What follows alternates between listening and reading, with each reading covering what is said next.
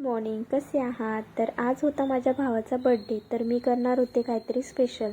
तर दिवसा तर मला वेळच नाही मिळाला, त्यामुळे संध्याकाळी सगळी आवराआवर केली, झाडझूड केली आणि भांडी पण पडली होती खूप. आणि त्यांना बघितलं की मला तर चक्कर आल्यासारखंच होतं नेहमी.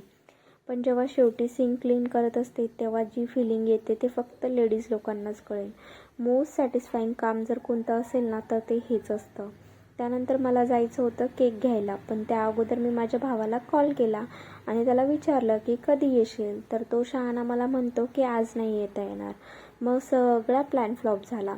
मला आज केक खायची खूप इच्छा होती, ती पण नाही पूर्ण झाली. मला तर स्वतःच्या बड्डेपेक्षा दुसऱ्यांच्या बड्डेच्या दिवशीच केक खूप खायला आवडतो. तुम्हाला पण असंच होतं का? मग स्वयंपाक पण करायचं कॅन्सल झालं. बरं तरी मी त्याला कॉल केला, नाहीतर खूप स्वयंपाक वाया गेला असता. मग सकाळच्या चपात्या शिल्लक होत्या, त्याचाच चुरमा बनवू म्हटलं. आणि आज फोडणी देताना मिरची डोळ्यात उडाली. खूप त्रास झाला.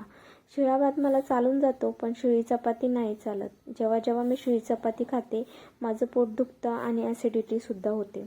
तरी पण चुरमा खूप आवडतो, म्हणून कधीमधी बनवत असते आणि खात असते. आणि मग जेव्हा पोट दुखतं तेव्हा विचार करते का बरंच मी बनवला असेल आणि खाल्ला असेल.